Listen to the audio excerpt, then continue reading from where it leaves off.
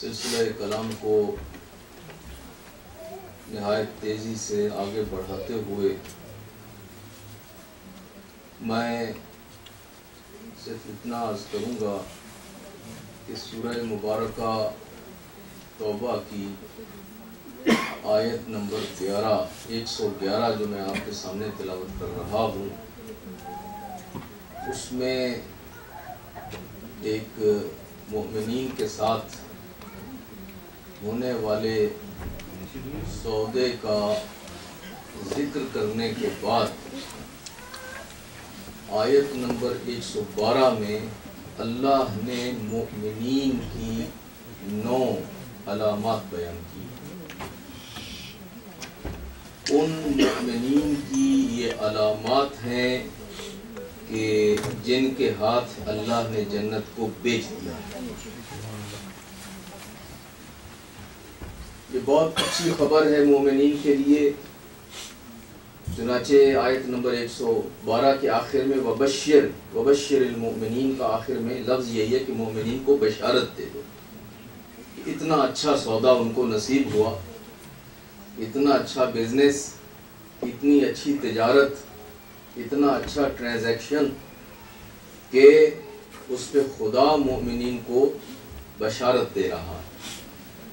Congratulations, مبارک ہو آپ کو اتنا اچھا سودا ہو جانے۔ تو وہ جن مومنین کے ساتھ خدا نے یہ سودا کیا ہے، ان مومنین کی 9 صفات، 9 کوالٹیز، 9 کیریکٹرسٹکس وہ اللہ نے اس آیت میں بیان کی۔ پہلی علامت التائبون، کہ مومنین یہ وہ مومنین ہیں کہ جو توبہ کر لیتے۔ جیسے ہی ان کو موقع ملتا ہے وہ خیال کرتے ہیں، متوجہ ہوتے ہیں، ریئلائز کرتے ہیں، فوراً توبہ کر لیتے ہیں۔ دوسری یہ کہ وہ العابدون، کہ یہ عبادت گزار ہیں۔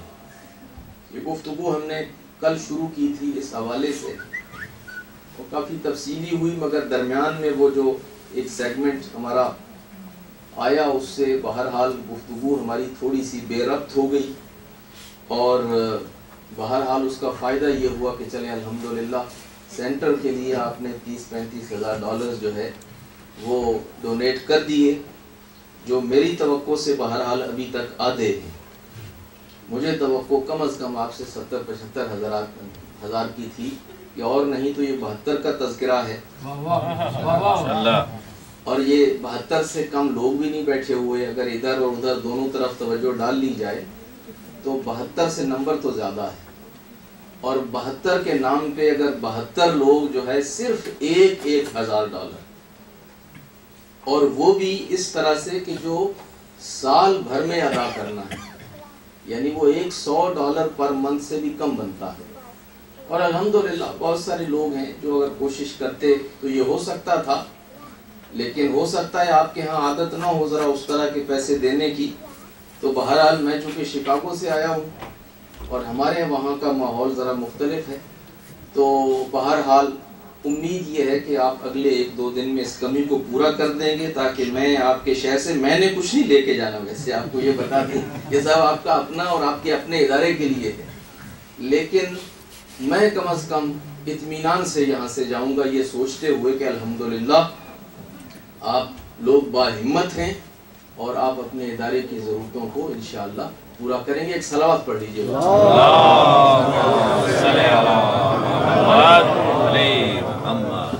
تو گفتگو ہماری تھوڑی سی غیر مربوط ہو گئی تھی، میں بھی ذرا بدمزہ ہوا، یقیناً آپ بھی ہوئے ہوں گے، لیکن بہرحال اس سے ہمارا کوئی مفر نہیں تھا۔ آج میں اس کو تھوڑا سا مربوط کر کے کوشش کرتا ہوں آگے بڑھانے کی، کہ قرآن اللہ کا کلام ہے۔ یہ ہمارا عقیدہ ہے سارے مسلمانوں کا کہ قرآن وحی منزل ہے، یہ وہ وحی ہے کہ جو اللہ کی جانب سے نازل ہوئی تھی قلب پیغمبر پہ، اور اس کا ایک ایک لفظ بلکہ ایک ایک حرف جو ہے وہ اللہ کی طرف سے نازل ہوا ہے۔ یہ ایسا نہیں ہے کہ پیغمبر کو کچھ کانسیپٹس، کچھ آئیڈیاز خدا کی طرف سے دے دیے گئے ہوں، نازل کر دیے گئے ہوں، اور پیغمبر نے ان کو اپنے الفاظ سے بیان کیا۔ جو تورات اور انجیل موجودہ کتابیں ہیں، ہم مانتے ہیں کہ وہ آسمانی کتابیں ہیں، لیکن ان کے ساتھ مشکل یہ پیش آئی کہ وہ وقت کے ساتھ ساتھ محفوظ نہ رہیں، اور پھر ان کے اس وقت جو ورژنز موجود ہیں تورات اور انجیل کے، وہ اصل میں ترجمے ہیں، وہ خود تورات نہیں ہے، تورات کا ترجمہ ہے، انجیل خود نہیں ہے، انجیل کا ترجمہ ہے۔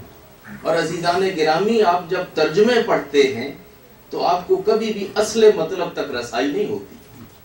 ترجمہ جو ہے بات کو کہیں سے کہیں پیچیدہ کر دیتا ہے، اور اس کے وزن میں اور اس کے اثر میں کمی کر دیتا ہے۔ اور پھر اس کے بعد یہ ہوا کہ خود کرسچین اور جوش اسکالرز جو ہیں، ان کے اندر یہ ڈیبیٹس ہیں، اور فائنلی وہ اس کو تسلیم کرتے ہیں۔ یہ ان کا عقیدہ ہے کہ جو کچھ اس وقت تورات اور انجیل میں ہے، یہ مفاہیم، یہ کانسیپٹس، یہ آئیڈیاز، یہ ٹیچنگز جو ہیں، وہ تو حضرت موسیٰ اور حضرت عیسیٰ کی ہیں، لیکن یہ الفاظ جو اس وقت تورات اور انجیل میں موجود ہیں، یہ الفاظ حضرت موسیٰ اور حضرت عیسیٰ کے نہیں ہیں۔ یہ الفاظ ان لوگوں کے ہیں کہ جنہوں نے یہ کتابیں لکھی، اور بہت ساری یہ کتابیں ان لوگوں کے نام پہ ہیں کہ جنہوں نے ان کو لکھا۔ برعکس اس کے قرآن مجید میں ایسا نہیں ہے۔ قرآن مجید میں الحمد کے الف سے لے کے والناس کی سین تک جو کچھ ہے حرف بحرف کلام الہی ہے، کلام الہی، اور اس کے اندر ایک ذرہ برابر جو ہے وہ تحریف نہیں ہوئی، تصرف نہیں ہوا، بلکہ امانت داری کا اتنا خیال رکھا گیا، اتنا خیال رکھا گیا کہ آپ دیکھ لیجئے جب خدا نے پیغمبر سے کہا قل هو اللہ احد، تو سٹیٹمنٹ اصل میں اللہ احد ہے. قل تو اللہ نے پیغمبر سے کہا تھا کہ ان سے کہہ دو، ان سے کہہ دو هو اللہ احد، اللہ ایک ہے. یا قل یا ایھا الکافرون، کہہ دو اے کافرو. اور اسی طرح سے اور بہت ساری آیتوں میں لفظ قل انما انا بشر قل کفا باللہ شہیدا بینی و بینکم ومن عنده علم الکتاب. یہ قل اور اس کے بعد آگے میسج ہے. اب اگر یہ کلام امانت داری کا اس لحاظ نہ کیا جاتا، اس درجہ کا، تو کم از کم یہ لفظ قل جو ہے یہ ڈراپ ہو جانا چاہیے تھا. کامن سینس کی بات ہے. آپ کسی بچے سے کہیں کہ بیٹا ادھر آؤ اور امی سے جا کے کہو کہ وہ پانی کا گلاس بھیجیں، اور وہ بچہ جائے اور امی سے کہے کہ امی سے کہو کہ پانی کا گلاس بھیجے، امی سے کہو کہ وہ پانی کا گلاس بھیجے. بچہ بھی یہ کام نہیں کرتا. وہ جب امی کے پاس جاتا ہے تو یہ حصہ ڈراپ کر دیتا ہے. وہ صرف امی سے اتنا کہتا ہے کہ مولانا پانی کا گلاس مانگ رہے ہیں، پانی کا گلاس بھیجیے. لیکن یہ نہیں کہتا کہ امی سے کہو کہ پانی کا گلاس دے، چونکہ اگر وہ امی سے یہ کہے تو امی پھر اپنی امی کی طرف جائے گی، اور وہ امی اگر جا کے اپنی امی سے یہ کہے گی تو بات قبرستان تک پہنچ جائے گی. صلوات پڑھیے گا.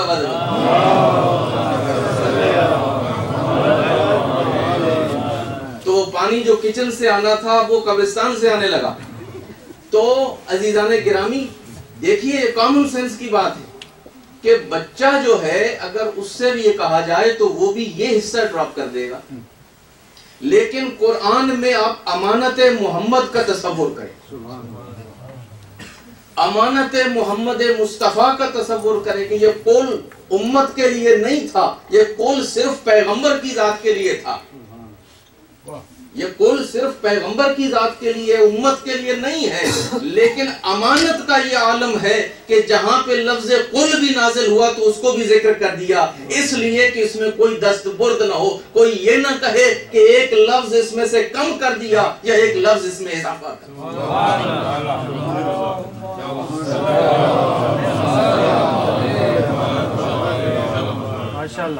تو اس میں ایک ایک لفظ جو ہے وہ وحی کا ہے، اور وہ خدا کی طرف سے نازل ہوا اور پیغمبر نے اس کو ویسے کا ویسا رکھا.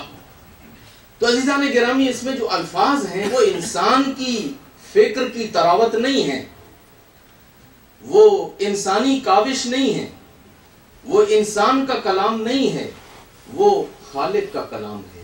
اسی لیے اس کے اندر جو عمق ہے، اس کے اندر جو گہرائی ہے، اس کے اندر جو گہرائی ہے، وہ ایک معجزہ ہے. اور اس نے چیلنج کیا کہ اگر یہ کلام بشر ہے تو تم بھی بشر ہو، اس کا مقابلہ لے کے آ جاؤ، اس کا توڑ لاؤ، اس کے جیسا کہہ کے لاؤ. شاعر نے غزل کہی، شاعر نے قصیدہ کہا، شاعر کا چیلنج ہے بھئی اس جیسا قصیدہ لاؤ، اس جیسا شعر کہہ کے لاؤ. لوگ لے آتے ہیں. اگر یہ کلام بشر ہے تو تم سارے بشر، تم لکھ کے لے آؤ ایسا کچھ. لیکن کسی کے پاس جرات نہ ہوئی. 1400 سال گزر گئے ہیں قرآن کے اس چیلنج کو، 1400 سال ہو گئے قرآن کے اس چیلنج کو، لیکن آج تک کوئی قرآن کا یہ چیلنج جو ہے اس کو پورا نہ کر سکا، اس چیلنج کو قبول نہ کر سکا. تو بہرحال اس قرآن کے اندر خوبی یہ ہے کہ ایک ایک لفظ جو ہے وہ خالق کا ہے، اور اس کے اندر حکمت و دانائی جو ہے وہ پوشیدہ ہے. یہ دانا کا کلام ہے، یہ حکیم کا کلام ہے، یہ اس خالق کا کلام ہے کہ جو علیم ہے اور جس کے علم کی کوئی انتہا نہیں ہے، اور جس کی نظر آج پہ بھی ہے اور جس کی نظر قیامت تک اور قیامت کے بعد آنے والے حالات کے اوپر بھی ہے. تو اس نے ایک ایک لفظ کا جب انتخاب کیا ہے قرآن میں تو اس کے اندر بے پایان مصلحتیں ہیں۔ میں اشارہ اس بات کی طرف کرنا چاہتا ہوں کہ جب کہا نا التائبون، تو التائبون کے بعد اگلا لفظ جو ہے وہ ہے العابدون۔ جان بوجھ کے لفظ العابدون یہاں پہ، حالانکہ بہت ساری جگہوں پہ قرآن مجید نے اس کے لیے لفظ استعمال کیا، وہ جو نماز قائم کرتے ہیں، وہ جو نماز قائم کرتے ہیں، یہاں پہ جان بوجھ کے لفظ وہ نہیں استعمال کی نماز قائم کرنے کے لیے، یہاں پہ کہا العابدون، وہ کہ جو عبادت کرتے ہیں۔ نماز قائم کرتے تو عبادت کا صرف ایک ڈائمنشن سامنے آتا۔ اگر قرآن یہ کہتا کہ یہ جنت ان کے ہاتھوں بیچ دی جو نماز قائم کرتے ہیں، تو جو نماز قائم کرتے لیکن زکوٰۃ نہ دیتے، ہو سکتا ہے روزہ نہ رکھتے، ہو سکتا ہے حج پہ نہ جاتے، ہو سکتا ہے جہاد نہ کرتے، ہو سکتا ہے مریض کی عیادت نہ کرتے، ہو سکتا ہے یتیم کی مدد نہ کرتے، بیوہ کی مدد نہ کرتے، کسی دکھیارے کا چل کے ساتھ نہ بٹاتے، یہ ساری چیزوں کے بغیر وہ جنت کے مالک بن جاتے۔ کہ کانٹریکٹ میں لکھا ہے جی، آپ نے صرف اتنا لکھا تھا کہ وہ نماز قائم کرتے ہوں اور ہم تو نماز قائم کرتے ہیں۔ اللہ نے کہا نہیں، جنت صرف نماز پڑھنے سے نہیں ملے گی، جنت جو ہے صرف نماز پڑھنے سے نہیں ملے گی، نماز اس کا حصہ ہے، مگر ہم نے لفظ استعمال کیا عابدون۔ عابدون میں اب یہ ہے کہ نماز شامل ہو گئی، زکوٰۃ شامل ہو گئی، خمس شامل ہو گیا، روزہ شامل ہو گیا، جہاد شامل ہو گیا، اس میں خدمت خلق شامل ہو گئی، اس میں مریض کی عیادت شامل ہو گئی، اس میں ضرورت مند کی مدد شامل ہو گئی، اس میں ساری عبادتیں، علم حاصل کرنا اس میں شامل ہو گیا، علم کا پھیلانا شامل ہو گیا، یعنی خلق خدا میں رہتے ہوئے ہر نیک کام کرنا اس العابدون میں شامل ہو گیا۔ ایک لفظ ہے العابدون اور پوری دنیا عبادت و بندگی جو ہے اس کے اندر سمو کے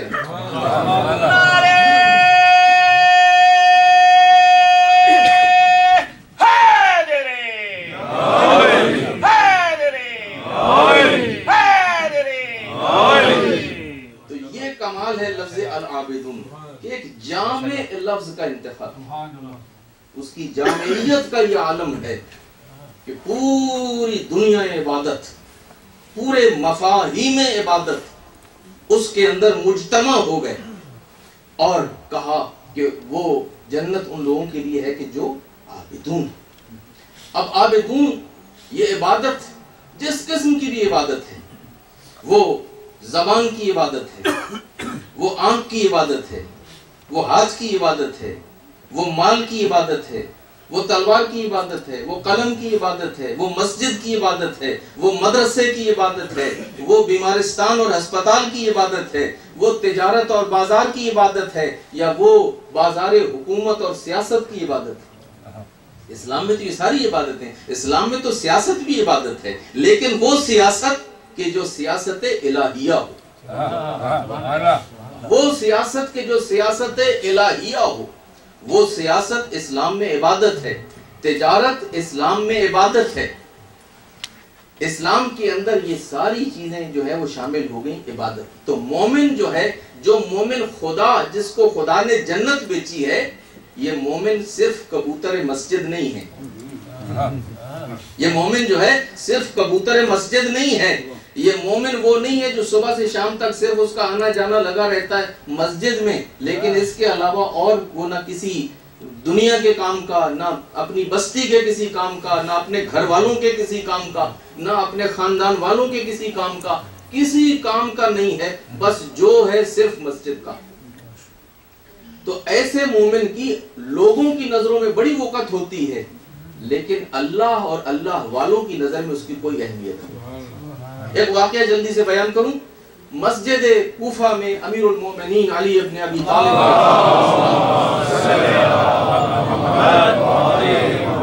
پہلی مرتبہ جب تشریف لائے اپنے دور خلافت میں، تو دیکھا ایک چبوترے کے اوپر کچھ لوگ اپنے سرور منڈا کے اور بڑے ایک مقصود حلیے کے ساتھ وہاں پہ بیٹھے، اور وہ ایسے بیٹھے ہیں کہ بس بیٹھے، باقی لوگ آئے نماز پڑھ کے چلے گئے، مگر یہ حضرات وہیں برا جمان ہیں اور کہیں نہیں جا رہے۔ اور پھر دوپہر ہو گئی، دیکھا وہیں بیٹھے، پھر عصر کی نماز کے لیے آئے، دیکھا وہیں بیٹھے۔ تو جب یہ لوگ نہیں کہیں گئے تو امیر المومنین نے پوچھا کہ یہ لوگ کون ہیں؟ کہا حضور یہ لوگ جو ہیں اہل اللہ ہیں، یہ اہل اللہ ہیں۔ کہا وہ اہل اللہ کیا ہوتا ہے؟ کہا وہ یہ اللہ والے ہیں۔ کہا اچھا، اہل اللہ کا مطلب اللہ والے، تو مطلب کیا یہ باقی کس والے ہیں؟ یہ جو اگر یہ اللہ والے ہیں تو باقی کس والے ہیں؟ کہا یہ کون ہے؟ اہل اللہ ہے۔ کہا اچھا اہل اللہ ہے، تو یہ ان کا حدود اربع کیا ہے، ان کی ڈیفینیشن کیا ہے، ان کا ڈسکرپشن کیا ہے، ان کا تعارف کیا ہے، یہ کرتے کیا ہیں، کون ہیں ان کے؟ تو کہا حضور یہ لوگ بس صرف عبادت کرتے ہیں، جو بڑے نوبل ہیں، جو بڑے مقدس ہیں، یہ صرف عبادت کرتے ہیں۔ کہا اچھا، یہ شب و روز عبادت کرتے ہیں، دن میں بھی عبادت، رات میں بھی عبادت، بس مسجد میں رہتے ہیں، مسجد بسا رکھی ہے لوگوں نے۔ تو کہا اچھا، تو پھر یہ کھاتے کہاں سے ہیں، یہ اپنے آپ کو مینٹین کیسے کرتے ہیں؟ کہا جناب کوفہ والوں کی مرضی ہے، کوفہ والے ویسے ان کو لا کے یہاں پہ کھانا وانا دے جاتے ہیں، کیونکہ یہ نیک لوگ ہیں، پرہیزگار ہیں، مسجد میں عبادت کر رہے ہیں، تو کوفہ والے لا کے ان کو کھانا دے جاتے ہیں، مسجد میں یہ کھا لیتے ہیں۔ کوفہ والے لا کے دے جائیں تو یہ کھا لیتے ہیں، اور اگر نہیں دے لا کے تو یہ اپنا کو صبر کر لیتے ہیں، گزر بسر کر لیتے ہیں۔ بس یہ سننا تھا کہ ایک مرتبہ جلال حیدری کے آثار جو ہے وہ چہرہ علی ابن ابی طالب پہ نمایاں ہے، وہ چہرہ کہ جو خدا کی خوشنودی اور خدا کی رضا کو ظاہر کرنے کا مظہر تھا، وہ چہرہ کہ جس کو دیکھ کے اندازہ ہوتا ہے کہ خدا راضی ہے یا خدا ناراض ہے، وہ وجہ اللہ جو ہے اس کے اوپر ایک مرتبہ ناراضگی اور ناگواری کے آثار بلند ہوئے، اور ایک مرتبہ کہا کہ مجھے یہ بتاؤ کہ ان اللہ والوں کے درمیان اور کوفہ کے کتوں کے درمیان کیا فرق ہے؟ ان اللہ والوں کے درمیان اور کوفہ کے کتوں میں کیا فرق ہے کہ کتے کو اگر کسی نے کھانا ڈال دیا تو اس نے کھا لیا، اور نہیں ڈالا تو اس نے نہیں کھایا، اور ان اللہ والوں کو لا کے لوگ کھانا دے دیں اور یہ کھا لیں، اور نہ لا کے دیں تو یہ نہ کھائیں، تو مجھے بتاؤ ان کتوں میں اور ان عبد اللہ میں کیا فرق ہے؟ اور نکال دیا ان کو مسجد سے، کہا نکلو، بھاگو، باہر جاؤ، مسجد میں آؤ لیکن عبادت کے لیے وقت کے اوپر آؤ، جماعت کے لیے آؤ، نماز کے لیے آؤ، لیکن جاؤ اپنا فیملی بناؤ، اپنا کام کرو، اپنا خیال کرو، اپنی رسپانسبلٹیز، تمہاری سوشل رسپانسبلٹیز ہیں، تمہاری فیملی رسپانسبلٹیز ہیں، تمہاری کمیونٹی رسپانسبلٹیز ہیں، تم جاؤ اور اپنی ذمہ داریوں کو پورا کرو، اپنے آپ کو مینٹین کرو، اپنی فیملی کو مینٹین کرو، اور اس کا نام عبادت ہے۔ یہ مسجد میں پڑے رہنا اور صرف وہیں پہ مفت کی روٹی کھا لینا یہ عبادت نہیں۔ صلوات بھیجیے بابا۔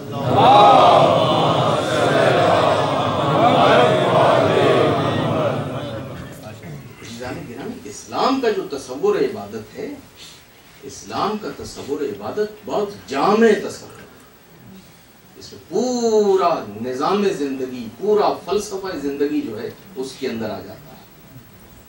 اور پھر جب دنیا کو عبادت کا صحیح مفہوم نہ ملا اور اپنے پاس سے لوگوں نے اس کے اندر چینجز اور تبدیلیاں اور انوینشن شروع کر دی، تو یہ انسان بھی بڑی عجیب شے ہے۔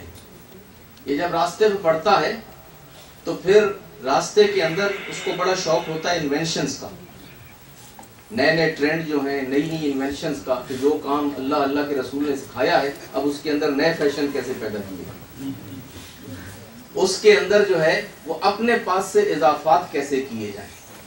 جو کام اللہ نے واجب کیے ہوتے ہیں وہ کرنے کو جی نہیں چاہتا، اور اپنی طرف سے بہت سارے کام جو ہیں خود واجب بنا لیے جاتے ہیں، جو ہماری اپنی رسمیں، ہمارے اپنے آداب، ہمارے اپنے رواج، ہمارے وہ جنہیں ہم کہتے ہیں کہ ہمارے باپ دادا یہی کرتے آئے، ہم نے ہمیشہ یہی دیکھا ہے، ہمارے گاؤں میں یہی ہوتا تھا، ہمارے مرحومین یہی کرتے تھے، یعنی جو کام کرنے کے لیے کہا گیا تھا وہ کرنے نہیں، اور اپنے پاس سے اپنے لیے بہت ساری ڈیوٹیز جو ہے وہ خود بخود بنا لینی۔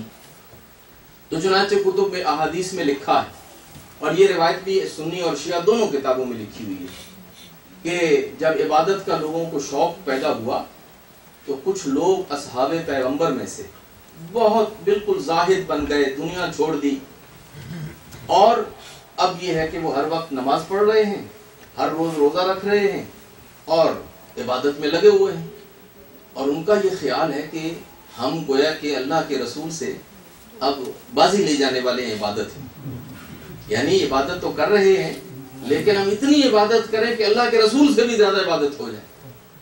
تو روایت یہ ہے کہ ایک دفعہ آئے ایک ام المومنین کے دروازے پہ۔ ام المومنین سے عام طور پہ پتہ چلتا تھا بعض اوقات پیغمبر کی پرائیویٹ لائف کا، کہ بھائی پیغمبر جو ہے وہ کرتے کیا ہیں، گھر کے اندر ان کی لائف کیا ہے۔ تو آئے، دروازے پہ دستک دی، ماں سے گفتگو ہوئی، کہا اماں یہ ذرا بتائیے کہ رسول اللہ جو ہیں یہ گھر کے اندر جب ہوتے ہیں، مسجد میں تو ہمیں پتہ ہے گھر میں نمازیں کتنی پڑھتے ہیں اور کب تک پڑھتے ہیں۔ قرآن نے بھی بیان کیا ہے، قرآن مجید میں تذکرہ موجود ہے کہ کبھی پیغمبر جو ہے آدھی رات عبادت کرتے تھے، کبھی آدھی رات سے ذرا کم اور کبھی آدھی رات سے ذرا زیادہ، اور کبھی جو ہے 2/3 آف دا نائٹ پیغمبر جو ہے وہ رات کو کھڑے ہو کے عبادت کرتے تھے، 2/3 آف دا نائٹ، اور کبھی آدھی رات اور کبھی آدھی رات سے ذرا کم، اور باقی رات سو رہتے تھے۔ اور پیغمبر کا معمول یہ تھا کہ پیغمبر اول شب میں سوتے تھے۔ یہ انفارچونیٹلی ہم جس دنیا میں آج پھنس گئے ہیں اور جو ہماری یہ ماڈرن لائف ہے سو کال، اس کے اندر اب آدھی رات تک تو سونے کا کوئی تصور ہی نہیں کر سکتا، نہ بڑے سوتے ہیں نہ بچے سوتے، اور اس کے نتیجے میں پھر کیا ہوتا ہے کہ اب نماز شب کا تو تصور ہی ختم، صبح کی نماز بھی پڑھ لیں تو بڑی بات ہے، بڑے بڑے نیک دیندار لوگ بھی صبح کی نماز قضا پڑھیں گے، اس لیے کہ رات کو دیر سے سوئے تھے، اور وہ جسٹیفائی کر لیتے ہیں اس کو۔ مگر پیغمبر جو ہے وہ مغرب عشاء کی نماز پڑھ کے، کھانا وانا تو اس زمانے میں یہ تھا، یہ جو آپ جس کو امریکیوں کا رواج سمجھتے ہیں نا، یہ پیغمبر کا رواج ہے۔ شام کا کھانا پیغمبر دن کھڑے کھاتے تھے۔ یہ بہت ساری چیزیں اور لوگوں نے ہمارے پیغمبر سے لے لی اور ہم نے چھوڑ دی۔ سنت پیغمبر یہ تھی کہ شام کا کھانا پیغمبر ابھی دن کھڑا ہوتا تھا تو کھا لیتے، اور کامن سینس کی بات بھی ہے۔ اگر آپ سوچیں اس زمانے میں الیکٹریسٹی نہیں تھی، اس زمانے میں لائٹ وائٹ نہیں ہوتی تھی اور بہت سارے مسائل تھے، تو یہ سب کام کاج جو ہے نا دن کھڑے، دن کی روشنی میں کر لیے جاتے تھے۔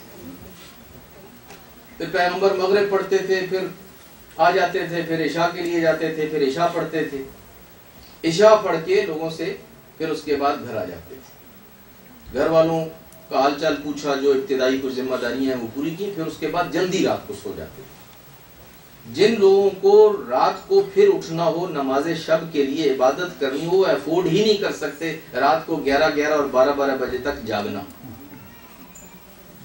عزیزان گرامی، یہ باتیں بھی سیکھنے کی ہیں اور بڑی ضروری ہیں۔ ہمارے یہ جو مسائل ہیں نا دینی، یہ کربلا ہماری درسگاہ ہے۔ اب ناراض نہ ہوئیے گا، وہ باتیں میں نے پہلے بھی ذرا آپ کی ہیں جو آپ کو اچھی لگے ہوں گی، بعد میں بھی ذرا وہ تھوڑا سا کرسی اگر سائڈ پہ کر لیں تو راستہ کھلا رہے، تاکہ جو لوگ آنے والے ہیں ان کو راستہ ملتا رہے۔ ایک صلوات پڑھیے، تھوڑا میرے نزدیک آ جائیں، تھوڑا میرے نزدیک آ جائیں تاکہ بعد میں آنے والے حضرات کو ایک صلوات پڑھیے بابا۔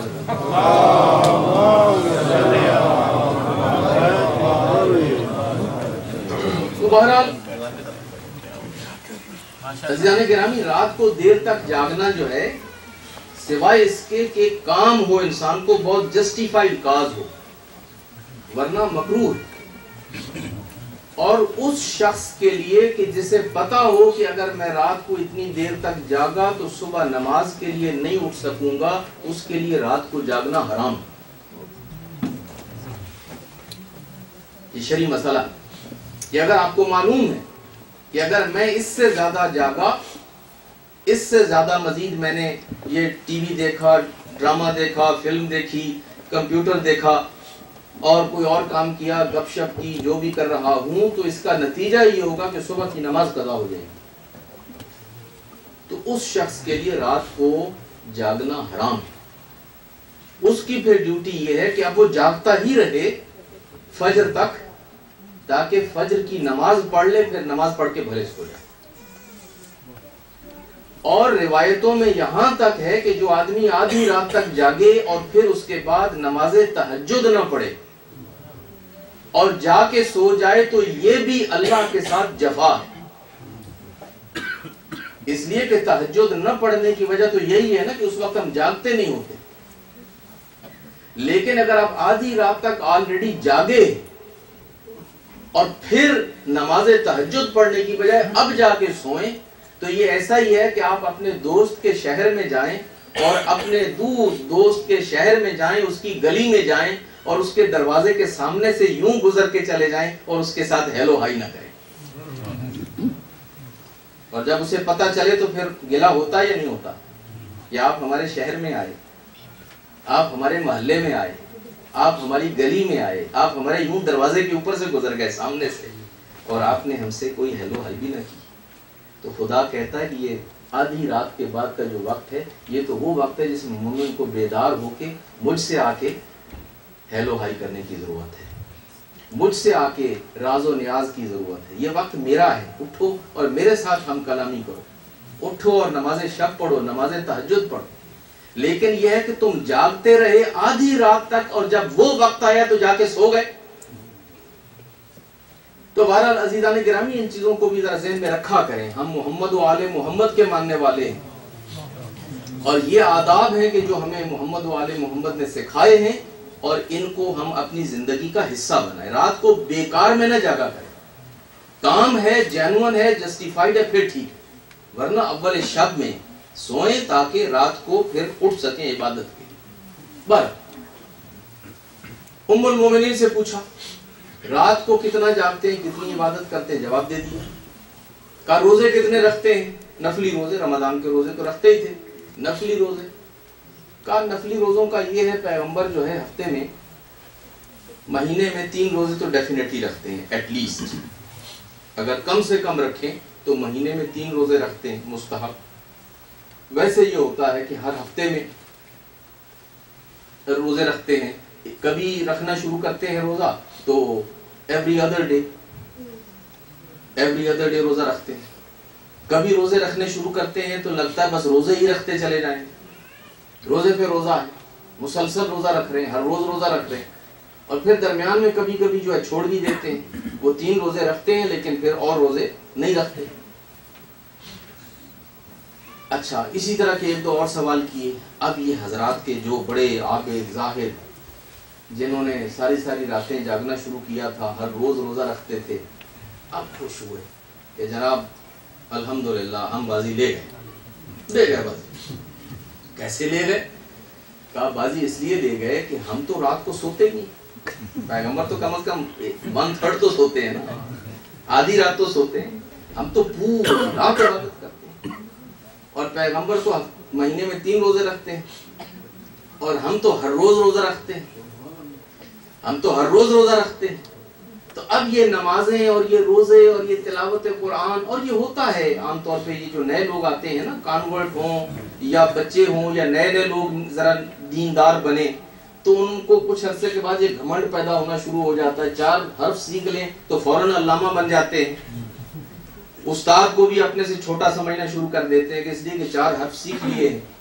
تو یہ ایک ہے, لوگوں میں ہوتا ہے. تو اب ان لوگوں کے ذہنوں میں یہ گھمنڈ پیدا ہوا. ام المومنین سے یہ باتیں کر رہے تھے کہ پیچھے سے پیغمبر بھی آ گئے. پیغمبر نے سنا کہ بھائی کیا بات ہو رہی ہے. کہا حضور بس ایسے ہی آئے تھے, ام المومنین سے استفادہ کر رہے تھے, ذرا ان سے ہم کچھ سیکھ رہے تھے, دین کی باتیں سیکھ رہے تھے. خیر بعد میں پتہ چلا پیغمبر کو ام المومنین سے کہ یہ تو یہ سوال کر رہے تھے اور ان کے دلوں میں یہ خیال گزرا. تو پیغمبر نے ان کو ڈانٹا. پیغمبر نے کہا کہ دیکھو اللہ نے حکم یہ دیا ہے کہ رسول کو فالو کرو مگر رسول کو لیڈ نہ کرو. سورہ حجرات میں بھی یہی ہے نا کہ رسول کو فالو کرو. تمہیں حکم یہ ملا ہے کہ میری اتباع کرو. قل ان کنتم تحبون اللہ فاتبعونی یحببکم اللہ. اگر اللہ سے تمہیں محبت ہے تو میں رسول کی اتباع کرو. اطیعوا اللہ و اطیعوا الرسول. اللہ کی اطاعت کرو اور رسول کی اطاعت کرو. اور اے اہل ایمان رسول کو فالو کرو, رسول کی اتباع کرو اور رسول سے آگے بڑھنے کی کوشش نہ کرو. دیکھو میں تمہارا نبی ہوں, میں تمہارا رسول ہوں, میں مسجد میں خیمہ ڈال کے نہیں بیٹھا رہتا, میری بیویاں ہیں, میرے بچے ہیں, میرا بزنس ہے, میں روزے بھی رکھتا ہوں اور روزے نہیں بھی رکھتا. اب نہیں رکھتا کا مطلب یہ مت سمجھیے گا کہ رمضان کے روزے, نفلی روزے جو ہے کبھی رکھتا ہوں کبھی نہیں رکھتا ہوں, رات کو جاگتا بھی ہوں اور سوتا بھی ہوں, میں عبادت کرتا بھی ہوں, نفلی نہیں بھی کرتا. یہ ساری چیزیں میں کر کے دنیا کو بتا رہا ہوں کہ دین کو اپنے لیے مشکل کا باعث نہ بناؤ. دین مشکل کشا ہے, مشکل ساز نہیں ہے, مشکلیں پیدا نہیں کرتا بلکہ مشکلوں کو حل کرنے کے لیے.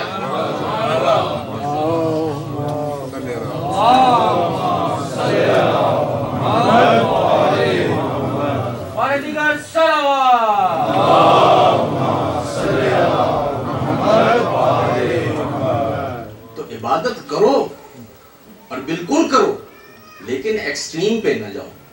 یہ ایکسٹریمسٹ عبادت گزار جو ہیں وہ فائنل یا طالبان بنتے ہیں, یا القاعدہ بنتا ہے, یا وہ خوارج جو بنے تھے وہ خارجی, وہ یہی تھے. یہ ایکسٹریمسٹ لوگ ہیں جو ایکسٹریم پہ جاتے ہیں. نماز میں ایکسٹریم پہ گئے, روزہ میں ایکسٹریم پہ گئے, جہاد میں ایکسٹریم پہ گئے, اور جب حد کو چھوڑ کے حد سے آگے بڑھ جاتا ہے انسان تو خطرناک ہو جاتا ہے. اس لیے کہا گیا کہ داڑھی کی بھی کوئی حد ہے, جب اس سے بڑھ جاتی ہے تو پھر وہ خطرناک ہو جاتی ہے. عبادت کی بھی ایک حد ہے, ہر چیز کی ایک حد ہے. اس حد میں رہ کے اگر اس کو کیا جائے تو اس کے پازیٹیو نتائج نکلتے ہیں, مثبت نتائج نکلتے ہیں, اور حد سے جب آگے نکل جائیں تو نتائج اس کے منفی ہو جاتے ہیں.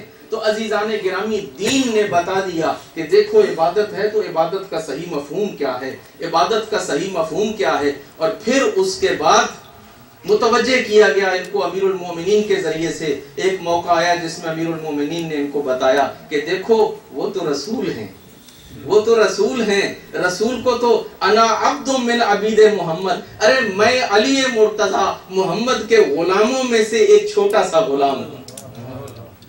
تم گئے تھے رسول کے ساتھ مقابلہ کرنے کہ رسول جو ہے ان کو ساتھ اپنی عبادت کا تم موازنہ کرو, اور جس قرآن کی تلاوت کے اوپر تم فخر کرتے ہو کہ تم اتنے دنوں میں قرآن ختم کرتے ہو, میں علی گھوڑے کی رکاب میں ادھر ایک پیر رکھتا ہوں, دوسری طرف پیر رکھنے سے پہلے میں علی ختم قرآن کر لیتا ہوں. تم علی کے ساتھ پہلے تلاوت قرآن کا مقابلہ کرو, پھر صاحب قرآن کی طرف.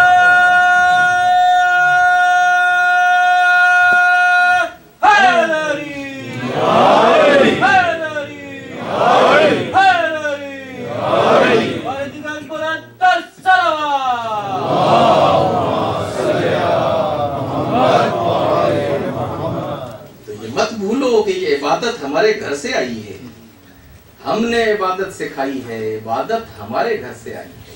اب اسی گھر والوں سے لے کے پھر اسی گھر والوں کے ساتھ مقابلہ, اسی گھر والوں کے ساتھ مقابلہ. اور پھر اس کے بعد فرمایا کہ دیکھو یہ عبادت تم مسلمان سارے یہ سمجھتے ہو نا کہ سب سے زیادہ عبادت کون کرتے ہیں. مثال دی جاتی ہے فرشتوں کہ فرشتے سب سے زیادہ عبادت کرتے ہیں, اور فرشتے جو ہیں وہ بڑی عبادت کرتے ہیں. کہا یاد رکھو ایک وہ وقت تھا کہ جب اس کے سوا اور کوئی نہ تھا.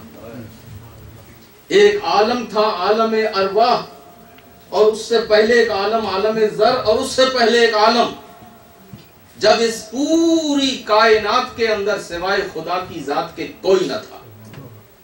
اور خدا نے سب سے پہلے ایک نور کو خلق کیا, اور وہ نور نور محمدی تھا.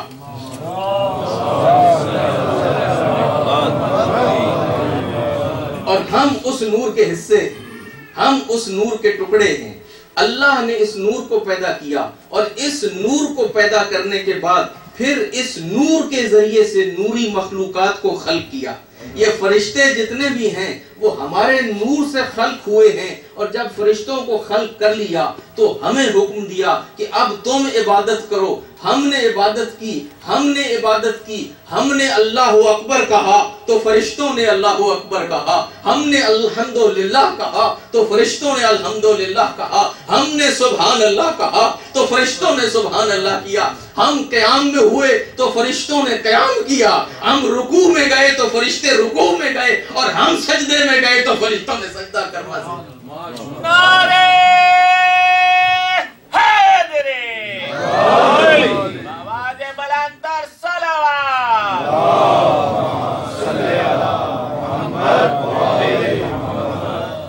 فرشتوں نے عبادت کا سلیقہ ہم سے سیکھا.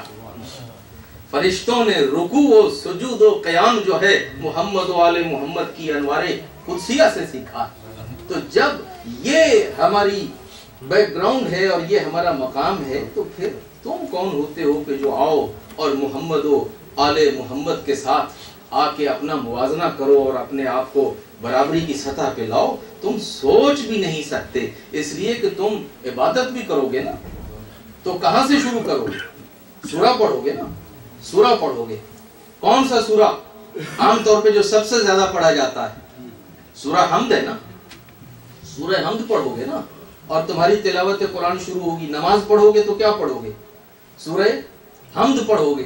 تو سورہ حمد پڑھو گے نا, یہیں سے تمہارا سورہ شروع ہوگا. تمہاری عبادت, تمہاری نماز, تمہارا سب کچھ یہاں سے شروع ہوگا. تو پھر یہ وہ مقام ہے جس پہ مولا نے کہا کہ دیکھو رسول نے کہا ہے کہ جو کچھ پورے قرآن میں ہے وہ سورہ فاتحہ میں ہے. جو کچھ پورے قرآن میں ہے وہ سورہ فاتحہ میں ہے, اور جو کچھ پوری سورہ فاتحہ میں ہے وہ بسم اللہ الرحمن الرحیم میں ہے, اور جو کچھ بسم اللہ الرحمن الرحیم میں ہے وہ سب کچھ با کے اندر ہے. اور جو با کے اندر ہے وہ با کے نیچے جو نقطہ ہے نا چھوٹا سا, اس کے اندر ہے وَأَنَا عَلِيٌّ تحت انا علی نقطہ تحت البا, اور میں علی ہوں وہ نقطہ کے جو با کے نیچے ہے. ارے میری ذات سے قرآن شروع ہوتا ہے, میری ذات سے بسم اللہ شروع ہوتی ہے, میری ذات سے الحمد شروع ہوتی ہے. ہمارے نام سے شروع کر کے, ہمارے نام کی تلاوت کر کے پھر ہمارے مقابلے میں آتے ہو.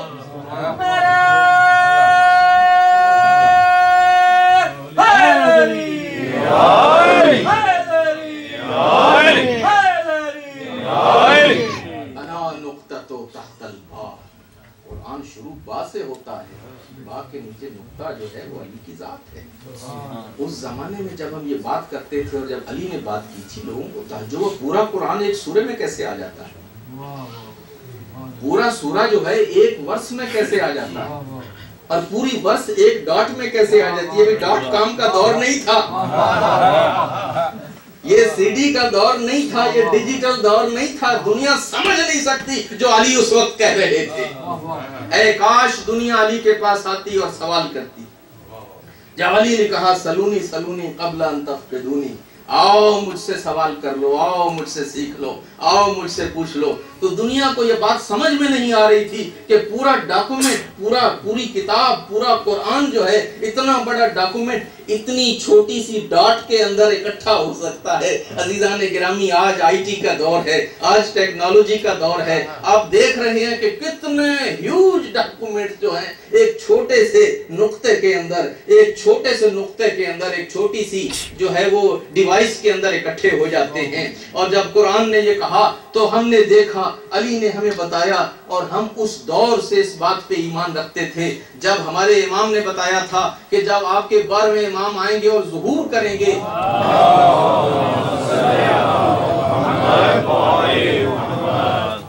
محمد کا گھرانہ ایسا ہے, ان کے علم وہاں سے چلا ہے. مدینۃ العلم کے باب وہ ہیں, علم ان کے گھرانے کی ایک کنیز ہے جس کا نام جو ہے علم ہے. اب وہاں سے یہ چلا. مولا نے یہ فرمایا تھا کہ جب ہمارے قائم کا ظہور ہوگا وہ مکہ میں کھڑے ہو کے آواز دیں گے, اور پوری دنیا میں ہر انسان اس کی جہاں کہیں ہوگا آواز سنے گا. صرف آواز نہیں سنے گا بلکہ ان کی تصویر کو دیکھے گا, بلکہ ان کی زیارت کرے گا, اور قائم کعبہ کے اندر کھڑے ہو کے پوری دنیا کے مسلمانوں سے بات کریں گے اور پوری دنیا کے مسلمان ان کو دیکھیں گے اور سنیں گے. 1400 سال پہلے کی بات ہے عزیزان گرامی. صدیوں پہلے جب ہم یہ بات کرتے تھے کہتے تھے شیعوں کا دماغ چل گیا ہے, یہ مالی خولیا ہے, ان کا دماغ چل گیا ہے. اور ایک آدمی مکہ میں کھڑے ہو کے بات کرے گا, اس کو پوری دنیا والے دیکھیں گے, پوری دنیا والے سنیں گے.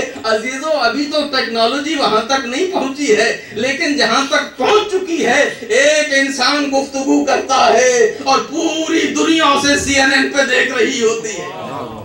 ایک انسان کہیں گفتگو کر رہا ہوتا ہے اور پوری دنیا والے اس کو دیکھتے بھی ہیں تو سنتے بھی ہیں. تو عزیزان گرامی کبھی یہ تو سوچا ہوتا کہ علی کا یہ علم کہاں سے آیا, یہ باتیں علی نے کہاں سے کہیں, یہ باتیں کسی اور نے تو نہیں کہیں. اگر علی نے کہیں ہیں تو علی کی کوئی سورس ہونی چاہیے, علی کا وہ ذریعہ ہونا چاہیے. وہ سورس کیا ہے؟ علی کی وہ سورس لوح محفوظ ہے. لوح محفوظ کا مطالعہ علی نے کیا, علی کی اولاد نے کیا, حسن و حسین نے کیا. تو آؤ دنیا والوں سمجھو علی کا مقام کیا ہے اور آل علی کا مقام کیا ہے.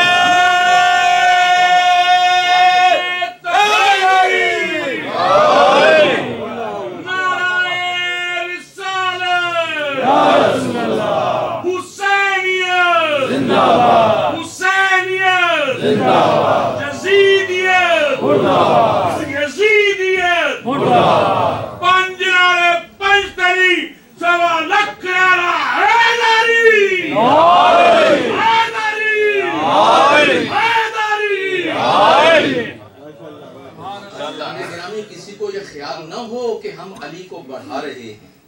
ہم کون اور ہماری مجال کیا کہ ہم علی کو بڑھا سکیں. علی کے مقام تک طائر فکر انسانی پرواز نہیں کر سکتا. جہاں ہماری عقلوں کی انتہا ہے وہاں سے فضائل علی کی ابتدا ہے. ہم کون اور ہماری مجال کیا اور ہماری بساط کیا کہ ہم علی کی شان کو بڑھائیں. علی وہ ذات ہے کہ جو مظہر العجائب ہے. علی وہ ذات ہے جو مجمع الازداد ہے. علی وہ ذات ہے کہ جو اس دنیا میں خدا کا اور خدا کے رسول کا تعارف ہے, جو اس مجسم اسلام ہے, واکنگ اور ٹاکنگ اسلام ہے. علی کی ذات کو بیان کرنا اور علی کی ذات کو بڑھانا یہ ہماری بس میں نہیں ہے. اور کوئی مت سمجھے کہ جب ہم علی کے یہ فضائل بیان کر رہے ہیں تو ہم کوئی علی کو اللہ بنا رہے ہیں یا ہم علی کو خدا بنا رہے ہیں یا خدا کا شریک بنا رہے ہیں. وہ تو علی نے خود کہہ دیا کہ انا عبد من عبید محمد, میں تو محمد کے غلاموں میں سے ایک غلام ہوں. یہ شان تو علی کی ہے. اب دیکھو شان مصطفیٰ کیا ہے. یہ شان غلام کی ہے تو آقا کی شان کیا ہوگی. مقام مصطفیٰ کسی نے سمجھنا ہو تو آؤ علی سے سیکھو. مقام مصطفیٰ سیکھنا ہو تو آؤ حسن و حسین سے سیکھو. تمہیں پتہ چلے کہ مقام مصطفیٰ کیا ہے, نبوت کیا ہے, رسالت کیا ہے, امامت کیا ہے. عزیزان گرامی تو یہ شان ہے اور یہ مقام ہے. اور یہ شان اور مقام کہاں سے ملا؟ یہ شان اور مقام کہاں سے ملا؟ ہمارے ائمہ نے ہمیں بتایا کہ یہ سارا مقام جو ہمیں حاصل ہوا یہ عبدیت سے حاصل ہوا. بات عبادت کی ہو رہی, وہم العابدون. یہ جتنا کمال حاصل کیا فرمایا یہ کمال عبادت سے حاصل ہوتا ہے. یہ کمال عبادت سے حاصل ہوتا ہے. یہ شان عبادت سے حاصل ہوتی ہے. یہ طاقت پرواز عبادت سے آتی ہے. لوح محفوظ کا مطالعہ کرنے کے قابل انسان عبادت سے ہوتا ہے. عبادت ہے امام جعفر صادق علیہ السلام.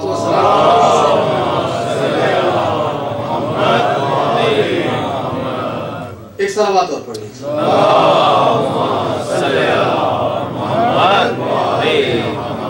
ایک حدیث ہے جس میں امام فرماتے ہیں کہ العبادت جوہرۃ فی کنھہا الربوبیۃ.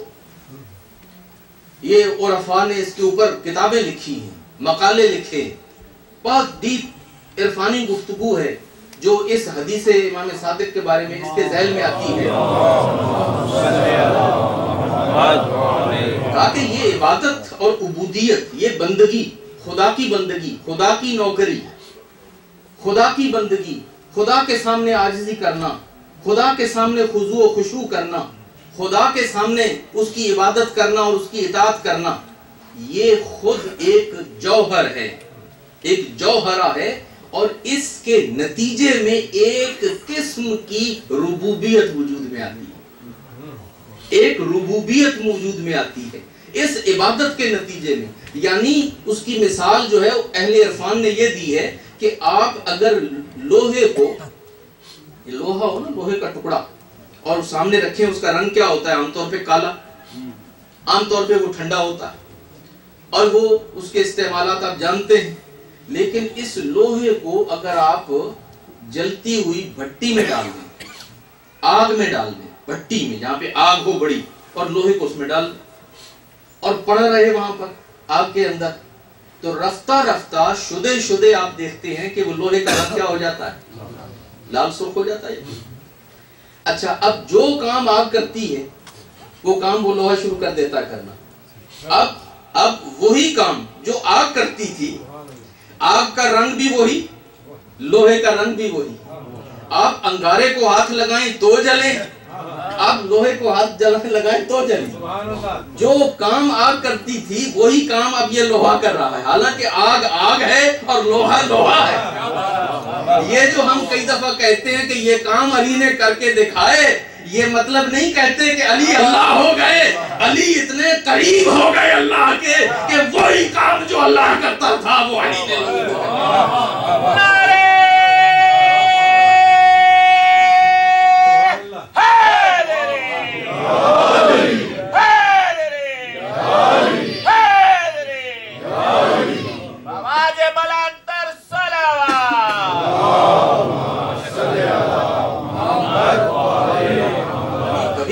نہیں ہو سکتے۔ علی تو رسول بھی نہیں ہے، علی امام ہے، علی ولی ہے، علی اللہ کے ولی ہیں، اور یہ مقام ولایت ہے۔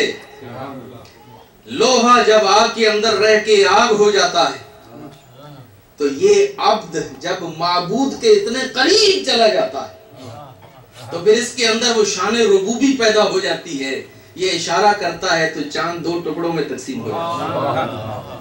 دیکھیے رسول نے کیسے کیا، یہ عبدیت کا کمال ہے، یہ بندگی کا کمال ہے۔ بندہ اس منزل پہ پہنچ چکا ہے کہ اب یہ اشارہ کرے تو چاند ٹوٹ جائے، یہ اشارہ کرے تو ڈوبا ہوا سورج پلٹ کے آ جائے۔ یہ اشارہ، یہ ڈوبا ہوا سورج کیسے پلٹ کے آ گیا؟ کس نے پلٹایا؟ عبد نے پلٹایا، اور عبادت کے زور پہ پلٹایا، اور عبادت ہی کے لیے پلٹایا تھا، کسی اور کام کے لیے نہیں پلٹایا تھا۔ یہ علی کی نماز کے لیے سورج پلٹ کے آیا تھا۔